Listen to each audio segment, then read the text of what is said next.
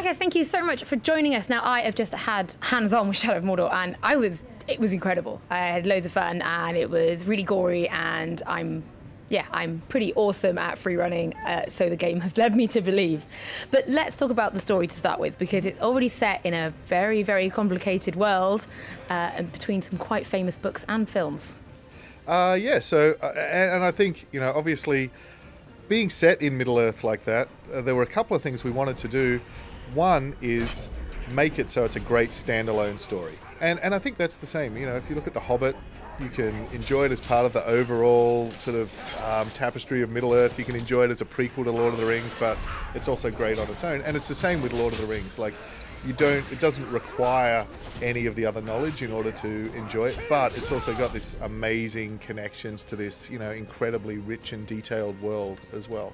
Now, the character we were playing as had some pretty cool powers called the Wraith. Do you want to tell us a little bit about these powers? Yeah, so really, we actually have two characters, and they're bound together. And so the Wraith is this very powerful force that was awakened when Sauron returned to Mordor at the start of our game, and is basically using Talion as a vessel so that together they can travel into Mordor. And really, the powers of the Wraith very much like, in Tolkien, power has this kind of very specific meaning. So we have the rings of power, we have the One Ring, and power means the ability to dominate and command and to bend things to your will, whether that's nature or whether that's other people. So, and also the power over life and death, like the pursuit of immortality. And it's, the Nazgul themselves, they have immortality, but it's almost insufferable to them. So there's kind of a double-edged sword to that. But, so that's the powers that the Wraith has. The ability to move between these two worlds, between the Wraith world and the physical world. The ability to bend the will of your enemies to dominate them. The ability to move quickly, through the shadow world, and generally to do so much more than just sort of hunt and kill your enemies behind enemy lines, but to actually bend them to your will and create your own army to challenge the Dark Lord. Yeah, I was able to sort of climb onto cliff tops and then get out sort of a bow and arrow within the Wraith world, and then sort of use it to almost propel myself across the cliff and straight into enemies, and it was quite an amazing power.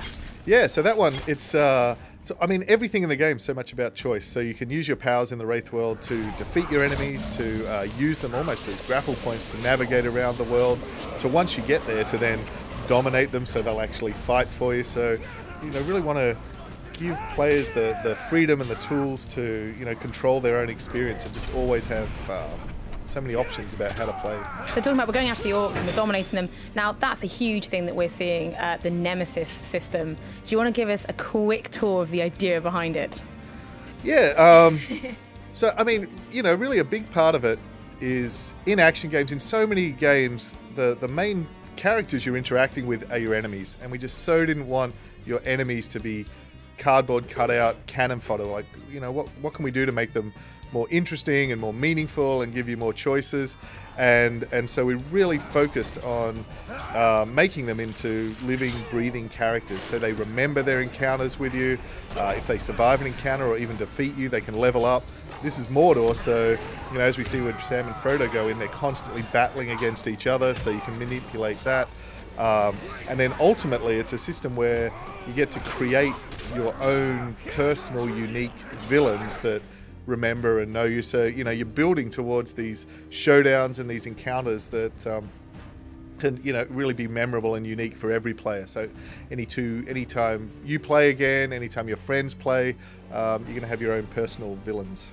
Yeah, so on the Nemesis system, I was able to take control of a captain, so defeat him, dominate him, and then I was able to send him after one of the warlords, and then sort of infiltrate the system and then become a warlord himself. Yeah, and there's just so many ways that can play. You can go straight after your enemies, like headlong, and then it's going to be incredibly difficult, but you could overcome that. You can go after their bodyguards and their henchmen and take them down one by one and be really methodical. You can take any orc in the world from, just being no one, just sort of being a random grunt, all the way up through to being sort of a warlord and in command of other troops. So really, just want to make it almost like a social network of orc society in Mordor. That's a great way of describing it, actually. I think that's very good. So when we were playing, there was quite a lot of being able to take over the Nemesis system and enjoy that. Now, is that quite the core of the gameplay here, or is this one element? Because I was able as well to kind of just sort of free run around and climb and explore, and that just felt like there was so much to see and do there as well. Yes, I mean, we're obviously really excited about the Nemesis system because I think in many ways it's our biggest innovation. It's the thing that when people play, they're like, oh, this isn't like anything I've ever seen before.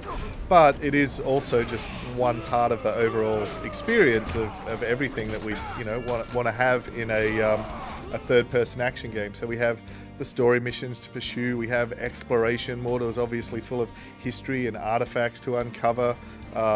There's hunting challenges around the different sort of wild beasts and creatures of Mordor and collecting. There's numerous sort of side quest lines. So there's a whole host of things to do, of which the Nemesis system is one part, but it's certainly the part we're very excited about. Okay, so my final question for anyone watching this going, like, I'm a massive Lord of the Rings fan, I'm a massive Hobbit fan, whereabouts does that sit? Oh, so the game takes place in between The Hobbit and Lord of the Rings. So Sauron's been defeated by the White Council in Dol Guldur at the end of The Hobbit, and he's returned to Mordor after 2,000 years. So, but then it's around 60 years before the War of the Rings. So Mordor's, it's very iconic, obviously places like Mount Doom and the Black Gates, but it's also very different to what people may have seen of it before. It's just beginning that transformation. Amazing. Thank you so much for your time. It looked incredible. I got to play it on PlayStation 4. It's really exciting. In fact, I'm probably going to go back and do a bit more exploring now. So thank you very much for your time. Have fun. Thank you.